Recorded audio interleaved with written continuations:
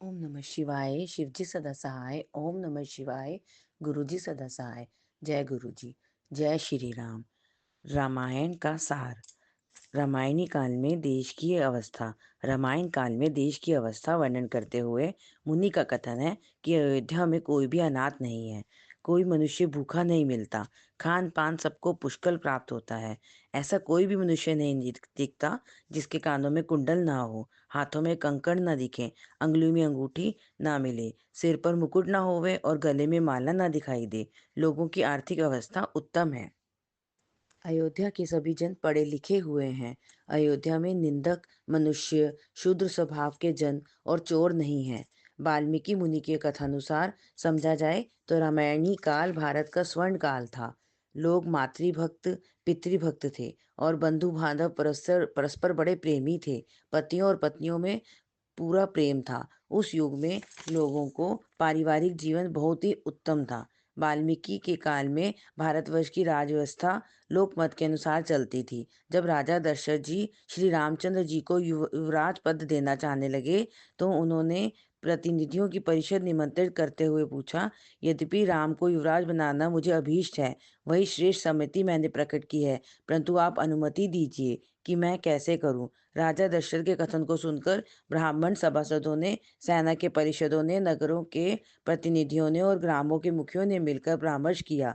जब वे एक मत हो गए तो उन्होंने राजा दशरथ से निवेदन किया कि हम सब आपसे सहमत हैं। आप श्री रामचंद्र जी को युवराज पद दीजिए और अभिषेक की विधि कीजिए। हम उनको हाथी पर आरूढ़ छत्र चमर सहित यात्रा में देखना चाहते हैं। वह हमारा मनोनीत राजा होगा। वाल्मीकि के युग में जनपद से राजा, राज्य से पृथक भी किया जा सकता था। राजा दशरथ जी के परलोक गमन के पश्चात जब भरत जी को कैकई देश से बुलवाया गया तो मार्ग में उनको अयोध्या की घटना के संबंध में कुछ भी बताया नहीं गया था। वह सूने से नगर से निकलता हुआ सीधा अपनी माता के निवास घर में गया। वहां अपने पिता को ना देखकर उसने अपनी माता से पूछा, महाराज कहाँ हैं? वह बोली, राजा तो स्वर्ग सिधार गए। भरत कैसे? वह राम के वियोग में। भरत श्री रामचंद्र जी कहाँ हैं? वह उनको वनवास दिया गया। श्री राम के वनवास की सुन भाई के चरित्र की आशंका से भरत जी सिर से पांव तक कांप गए। अपने विमल वंश के महात्म्य का विचार करके भरत जी ने स्वमात से पूछा, क्या राजपुत्र राम पर स्त्री को चाहता था? क्या राजकुमार ने किसी ब्राह्मण के धन को हरण किया था? क्या श्री राम जी ने किसी धनी या निर्धन निर्दोष का वध किया था? किस अपराध में राजपुत्र का निर्वासन किया गया है? भरतकृत ऊपर के प्रश्नों से यह स्पष्ट है कि अपराधी और अयोग्य राजा को राजासन से उस युग में हटा भी देते थे। फिर जब श्री रामचंद्र जी को पीछे लिवा लाने के लिए भरत जी चित्रकूट पर गए और वहां जाकर श्री रामचंद्र जी को देखकर बड़े वेग से दौड़कर उनके चरणों पर जा पड़े तो श्री रामचंद्र जी ने उनको कंठ लगाकर उनकी दशा देखकर पूछा, भाई, मेरे निर्वासन के पश्चात अयोध्या में आकर तूने प्रचंड दंड से प्रजा को व्याकुल तो नहीं बना दिया था, जिससे प्रजाजनों ने तुझे देश निकाला दे दिया है? क्या तुझ में कुव्यसन तो नहीं बस गए? क्या याजक जन पातकीवत तेरी अवज्ञा तो नहीं करते हैं? प्यारे भाई, कहो, तुझे क्यों राजपद से भ्रष्ट कर दिया गया है? इस वर्णन से भी यही प्रकट होता है कि रामायणी युग में राज शक्ति नियंत्रित होती थी। लोकमत विरुद्ध हो जाने से अपराधी राजा पद भ्रष्ट भी किया जाता था। जिस समय वनवास अवस्था में श्री रामचंद्र जी श्रृंगवेरपुर नगर के समीप गंगा तट पर साय समय पहुंचे तो उस नगर के गुह नामक निषाद राजा ने उनका आगमन सुन लिया। वाल्मीकि मुनि के कथानुसार वह श्री राम का अपने आप के समान प्यारा मित्र था। वह भील राजा अपने बंधुओं और मंत्रियों को साथ लेकर श्री रामचंद्र जी को मिलने आया। श्री राम जी भी स्वागत के लिए लक्ष्मण जी सहित आगे आए और गले लगकर बड़े प्रेम से उसे मिले। उनके बनवास वेश को देखकर उस दुखी गुह ने श्री राम को गाढ़ आलिंगन करके कहा, अयोध्या नगरी जैसी आपकी अपनी है, वैसे ही ये श्रृंगवेर नगर भी आपका अपना है। अब जैसा प्रिय अतिथि कौन कब प्राप्त होता है, मैं आपकी आज्ञा से आपकी कौन सेवा करूं? इस प्रकार स्वागत करके भील भूप ने उत्तमोत्तम भोजन भेंट में धरकर श्री राम लक्ष्मण को अर्घ्य दिया, पांव धोए और आचमन करने को जल दिया। तत्पश्चात उसने कहा, यह भक्ष्य भोजन पेय और लेह 4 प्रकार का आहार उपस्थित है, कृपया इसे ग्रहण कीजिए। यह सुनकर श्री रामचंद्र जी बोले, आपसे सर्वदा हर्षजनक आतिथ्य पाते रहे हैं। आप जो पाव से चल कर मेरे समीप आए हैं और आपने मेरे प्रति जो स्नेह प्रकट किया है, यह एक उत्तम आतिथ्य है। फिर दोनों विशाल भुजाओं से गाढ़ आलिंगन करते हुए महाराज बोले, प्यारे, जो आप प्रेम से मेरे लिए भोजन लाए हैं वह सब मैं स्वीकार करता हूँ, परंतु अब मैं आतिथ्य का भोजन प्रतिग्रह नहीं लेता। प्यारे मित्र, तू अब मुझे कुशा और चर्म के वस्त्रधारी, कंदमूलाहारी, तापस तथा बनवासी जान। मैंने नगर के स्वादु भोजन ग्रहण करना छोड़ दिया है। श्री रामचंद्र जी ने निषाद का दिया पाद्य और आचमन जल तो ग्रहण किया, परंतु अन्न के न ग्रहण करने का कारण मुनिवृत्ति और कंदमूल अपना आहार व्रत ही बताया। इस वर्णन से स्पष्ट है कि उस काल में भोजन भेद का भ्रम भारत भर में विद्यमान नहीं था और ना ही अस्पर्श का कोई कहीं विचार था। श्री राम जी जब शबरी के आश्रम में पधारे तो उस समय उस वयोवृद्धा तपस्विनी ने भीलनी ने हाथ जोड़कर चरण स्पर्श करके श्री राम लक्ष्मण को नम्र नमस्कार किया और पाद्य तथा आचमन का जल विधि पूर्वक दिया। उसने खाने को संचित वन बेर भी दिए, जो महाराज ने अपने भाई सहित बड़े रुचि से खाए। जब भरत जी श्री रामचंद्र जी को बनवास से पीछे लौटा लाने के लिए चित्रकूट गए तो उन्होंने श्रृंग बेर के निकट गंगा के किनारे पड़ाव डालना पड़ा। उस समय निषाद राजा ने भरत जी का भी आदरातिथ्य किया था। ऊपर के वर्णों से यह भली भांति सिद्ध है कि रामायण रचना के काल में भारत के चातुर्वर्ण समाज में भोजन भेद, स्पर्श भेद का भ्रम, पंक्ति भेद की भ्रांति तथा ऊंच नीच की भारी भूल सर्वथा नहीं थी। भारत के सब लोग मिलजुल कर रहते और खाते पीते थे। श्री रामचंद्र जी ने बाली को कहा था कि वनों, जंगलों, पर्वतों, मृगों, पक्षियों सहित मनुष्यों के निग्रह अनुग्रह में यह भूमि इक्ष्वाकु वंशियों की है।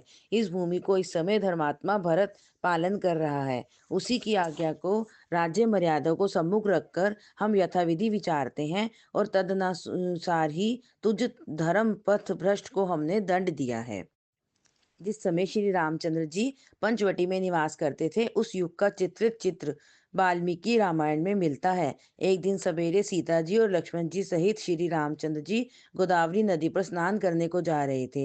मार्ग में लक्ष्मण जी ने कहा, भाई, यह वह शीतकाल है जो आपको अधिक भाता था और बहुत ही प्रिय था। सब और कोहरा छा रहा है।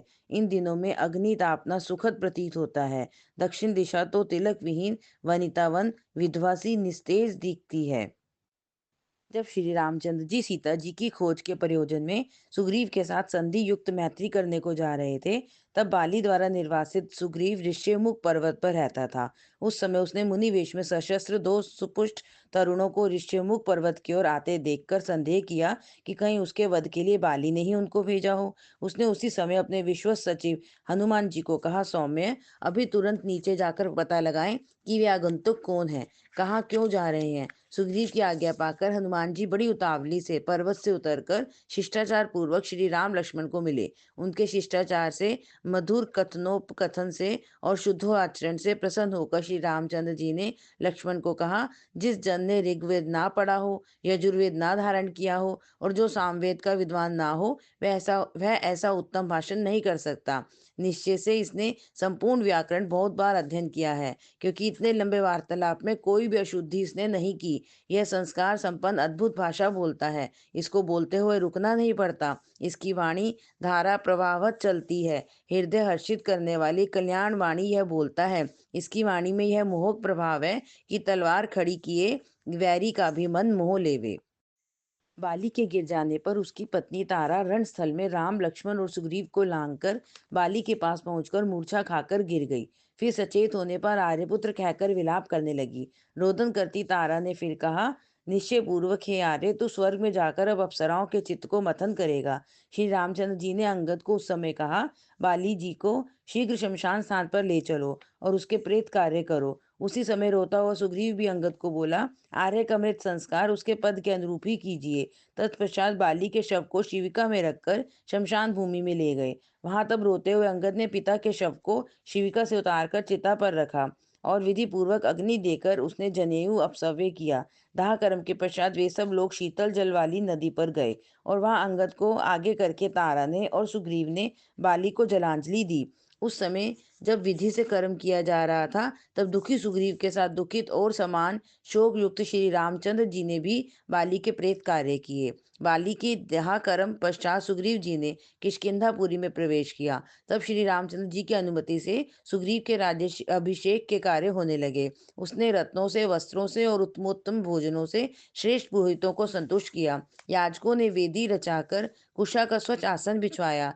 फिर अगन्याधान करके मंत्रों से पवित्र की हुई हवि से हवन करके वेद मंत्रों के जानने वाले पंडितों ने सुग्रीव जी को नाना मंत्रों का पाठ करते हुए कुशा के श्रेष्ठ आसन पर पूर्व मुखी बिठाया और उसका वेद मंत्रों से अभिषेक किया। इस सारे वर्णन से यह विचार भली भांति प्रमाणित सिद्ध होता है कि वानरजन आर्य थे, उनकी मातृभाषा संस्कृत थी, वे यज्ञ पवित्र धारण करते थे, उनके संस्कार और कर्म वेद मंत्रों द्वारा ही होते थे, वे वेदों के पढ़ने वाले थे और वैदिक धर्मी थे।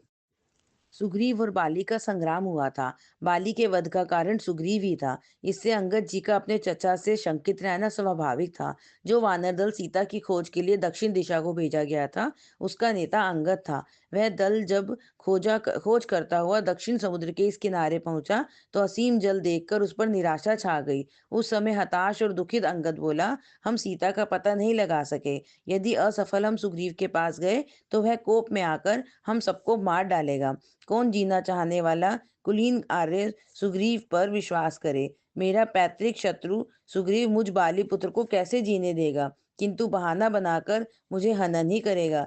इसलिए प्रायोपवेशन करके यही हम सब प्राणांत कर दें। अंगद की सम्मति से उस दल के सभी जन प्रायोपवेशन करने को समुद्यत हो गए। जल आचमन करके पूर्वाभिमुख अनशनि व्रत बनकर बैठ गए। उस समय वे सीता हरण की, जटायु वध की बातें कर रहे थे। जटायु का नाम सुनकर उसका बड़ा भाई संपाति कंदरा से बाहर निकल आया और उनका मरण व्रत धारियों को लंका का समाचार सुनाने लगा। परिचय हो जाने पर और संपाति के पूछने पर अंगद ने अपने वंश का ज्ञान कराते हुए कहा, ऋक्षराज नाम आर्य मेरा दादा बड़ा प्रतापी और धार्मिक राजा था। उसके दो पुत्र बाली और सुग्रीव हुए। मैं बाली का पुत्र हूँ। संग्राम में इंद्रजीत ने जब माया से वानर सेना मूर्छित कर दी थी, उस समय वानरी सेना का निरीक्षण करता हुआ विभीषण घायल पड़े जामवान के पास जा पहुंचा और उससे पूछने लगा, हे आर्य, तीक्ष्ण बाणों से तेरे प्राण तो पीड़ित नहीं है? उत्तर देते हुए जामवान ने पूछा, बताइए, अंजना सुत तो कुशल है? यह सुनकर विभीषण ने कहा, हे आर्य, जैसा उत्कृष्ट स्नेह आपने पवन पुत्र में प्रकट किया है, वैसा आपने न राजा सुग्रीव में, न अंगद में और न ही राघव में प्रकट किया है। इसका क्या कारण है? उत्तर में जामवंत बोला, हनुमान जी के जीवित रहने पर, हमारी सारी सेना हनन हो जाने पर भी हम हनन नहीं किए जा सकते, परंतु केवल उस एक के हनन हो जाने से हम सब जीवित भी मृत समान हैं। जटायु अगस्त्य आश्रम से विदा होकर सीता जी और लक्ष्मण जी सहित जब श्री रामचंद्र जी पंचवटी को जा रहे थे, तब मार्ग में पहली बार ही महाराज जटायु को मिले। जटायु को देखकर श्री रामचंद्र जी ने उनसे पूछा, आप कौन हैं?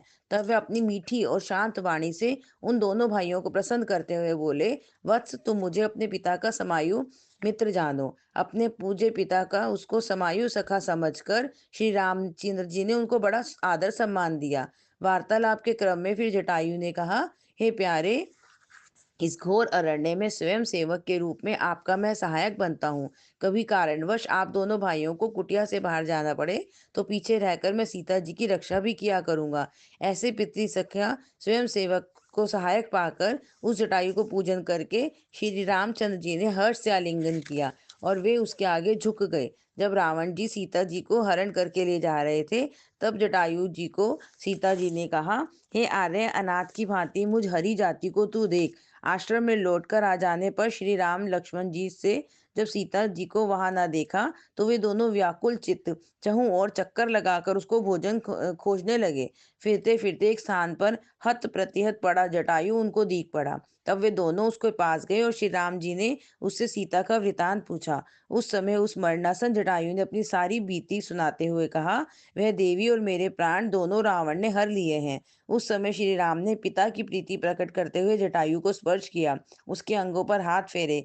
वह भी सीता हरण की करुण कथा कहता कहता प्राण त्याग कर गया। उस काल श्री राम जी लक्ष्मण जी को बोले, जैसे राजा दशरथ मुझे मानने थे, ऐसे ही ये जटायु मेरे लिए पूजनीय और माननीय है। इसलिए हम इसके दाह कर्म के लिए अग्नि मथन से अग्नि निकाले और चिता चयन करके विधि युक्त इसका दाह कर्म करें। सब कुछ हो जाने पर श्री राम जी ने जटायु की चिता को अपने हाथ से अग्नि लगाई और कामना की कि जो गति यज्ञशीलों की होती है, अग्निहोत्रियों की होती है और भूमिदानियों की होती है, उस गति को और उन लोगों को मेरे द्वारा संस्कार किया गया, तू जा। दाह कर्म करने के पश्चात वे दोनों भाई गोदावरी तीर पर गए और वहां श्री राम ने शास्त्र में वर्णित विधि से जटायु के सब प्रेत कार्य किए। लंका में शासन करने वाले और भारत के दक्षिण आदि भागों पर आक्रमण करने वाले राक्षसों का वर्णाकार और आचार व्यवहार भारतवासी आर्यों से सर्वथा भिन्न था। वाल्मीकि रामायण में मुनियों के आश्रमों के अतिरिक्त दक्षिण भारत में बसने वाले दो ही वंशों का वर्णन मिलता है। एक तो आर्य वंशज वानर वंश का और दूसरा आक्रमणकारी अनार्य विदेशी असुरों का। विदेशी असुर लंका से आकर भारत के पश्चिम उत्तर भाग तक डाके डालते, मारकाट करते, लूटपाट मचाते, धर्मस्थान बिगाड़ते, यजन वेदियां भ्रष्ट बनाते और उनमें रुधिर मांस अस्थियां फेंकते थे। राक्षस लोग आर्यों के ऋषियों को, मुनियों को, साधारण मनुष्यों को तथा बालाबाल तक स्त्री पुरुषों को मारते, काटते तथा खाते थे। वे पथ में चलते फिरते जीते जन का अंग काटकर उसे खाने लग जाते और रक्तपान किया करते थे। स्त्रियां हरण करना उनका मनचाहा काम था। उनमें आचार की रीति नहीं के बराबर थी। वे लंबे चौड़े तथा मोटे मुखमंडल वाले थे। उनके ओष्ठ मोटे और नाक चपटे थे। उनका रंग अत्यंत काला था। वे महाकाय थे। उनके नख तीखे बड़े हुए होते थे। वे अपने नखों से ही प्राणियों की त्वचा उधेड़कर उनका कच्चा मांस ही खा जाते थे। वे मदिरा पान के बड़े व्यसनी थे। असुर लोग दक्षिण भारत में पंचवटी के पास जनस्थान नाम से एक शिविर बनाकर रहते थे। उस स्थान का नाम जनस्थान इस कारण रखा गया होगा क्योंकि उसके चहों और 50 कोसों तक केवल अजन घन वन ही दिखता था। हाँ, पंचवटी से पीछे को कई कोस दूर अगस्त्याश्रम अवश्य बसा हुआ था। विश्वामित्र के सिद्धाश्रम के मार्ग पर जो असुरी छापे मारा करती थी और जिसने अपने दल के बल से वहां सब बस्तियां उजाड़ दी थी, उसका नाम ताटका था। विश्वामित्र जी ने रामचंद्र जी को बताया, वह ताटका विरूपा बिगड़े हुए मुंह वाली मनुष्य भक्षणी यक्षिणी है। जब उस असुर को श्री राम जी ने देखा, तब विश्वामित्र जी ने कहा, हे राघव, इस परम दारुण क्रूरा दुष्ट कर्मिणी दुराचारिणी यक्षिणी का गौओं ब्राह्मणों और देश के हित के लिए दुष्ट पराक्रम वाली को तू हनन कर डाल। यह यज्ञ विघ्नकारी है। श्री राम लक्ष्मण दोनों भाई यज्ञ रक्षा के लिए सिद्धाश्रम में पहरा दे रहे थे। तब एक रात को मारीच आदि असुरों ने आकर घोर उत्पात करना आरंभ किया। वे धर्म के विद्वेषी हवन कुंड में रुधिर डालते थे और धर्म कृत्य को भ्रष्ट करते थे। उस समय श्री राम ने लक्ष्मण को कहा, इन निर्दय दुराचारी पापकर्मी यज्ञनाशक और रक्त पीने वाले राक्षसों का मैं वध कर दूंगा। वन में विचरते समय श्री राम जी को मिलकर मुनियों ने एक बार बार कहा कि आप हमारी रक्षा कीजिए, हम लोगों को असुर सुख से टिकने नहीं देते। सोते जन को, असावधान को, तापस को, ब्रह्मचारी को वे अकारण काट कर खा जाते हैं। शरभंगाश्रम में ऋषि मंडल ने श्री राम से निवेदन किया कि इन वनों में प्रायः ब्राह्मण और वानप्रस्थी गण रहते हैं। वे कंदमूल और वनज आहार करते हैं। स्वाध्याय यज्ञ और तप आदि नित्य कर्मों में वे परायण रहते हैं। वे किसी को भी कभी नहीं सताते, परंतु फिर भी रात दिन नित्य अनाथों की भांति मारे काटे और खाए जाते हैं। आप आइए और देखिए, आत्मज्ञानी मुनियों के शरीरों को जो अस्थि पिंजर के रूप में गड्ढों में ढेर बने पड़े हैं, उनको वनों में असुरों ने मारा और खा डाला है। इन वनों में ऋषि मुनियों का असुरों द्वारा बड़ा भारी हनन हो रहा है। इस कारण हम आपकी शरण में आए हैं। आप हमारी रक्षा करो। पृथ्वी पर आपके बिना दूसरी गति भी हमें नहीं दिखती है। रावण के मित्र मारीच ने भी एक बार रावण को कहा था, मैं काले बादल सा काला, बड़ी भुजाओं और बड़े सिर वाला, ऋषियों के मांसों का भक्षण करता हुआ दंडक वन में विचरा करता था। वाल्मीकि जी ने शूर्पणखा को भी दुर्मुखी, विरूपाक्षी, दारुण, भैरव स्वरा और वाम भाषणी आदि विशेषण दिए हैं। शूर्पणखा ने श्री रामचंद्र जी को कहा भी था कि मैं तेरे भाई समेत इस मानुषी सीता को तुरंत खा जाऊंगी। अशोक वाटिका में जो असुरियां सीता जी पर पहरा देती थी, उनके लिए वाल्मीकि ने लिखा है, वे राक्षसियां भयंकरियां और बिगड़े हुए मुखमंडल वाली थी। वे अपनी छुरियां कटारियां तीक्ष्ण करती हुई परस्पर कहती थी कि यदि सीता हमारा कहना नहीं मानेगी तो इसे काट कर हम खा जाएंगी। उनमें से एक ने सीता को कहा भी कि मैं तेरे हृदय को निकाल कर खा जाऊंगी। फिर वे मिलकर बोली, आज मानव मांस पाकर हम तृप्त हो जाएंगी। उन्होंने फिर कहा, सब शोक विनाशिनी मदिरा शीघ्र लाओ, उसको पिए और सीता के मांस को काट काट कर खाएं। सीता जी को रावण ने स्वयं भी कहा था कि यदि तू मेरा कहना नहीं मानेगी तो मेरे रसोइये तेरे मांस के टुकड़े टुकड़े करके मेरे प्रातराश में रखेंगे। शूर्पणखा ने खर को कहा, मेरी मुख्य कामना है कि रण में सीता का तथा राम लक्ष्मण का मैं रक्तपान करूं। फिर वह बोली, मैं उनका उष्ण लहू जहाग सहित पीना चाहती हूँ। खर ने भी विश्वास दिलाकर उसको कहा, तू राम का रुधिर लाल और गरम गरम पिएगी। समरयान के समय कुंभकर्ण ने रावण को कहा था, वानर के मांसों से और रुधिरों से मैं राक्षसों को आज तृप्त कर दूंगा, और इस प्रकार मैं आज राम लक्ष्मण का लहू पीऊंगा। समर में कुंभकर्ण ने वानरों का भक्षण बहुत किया। संग्राम में कहा, वानरों को काट काट कर खाता हुआ इधर उधर दौड़ता फिरता था। खर ने दूषण नामक सेनापति को आज्ञा दी थी।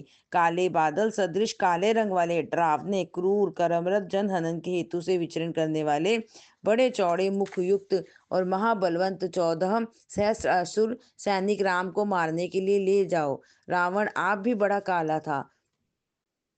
जय श्री राम।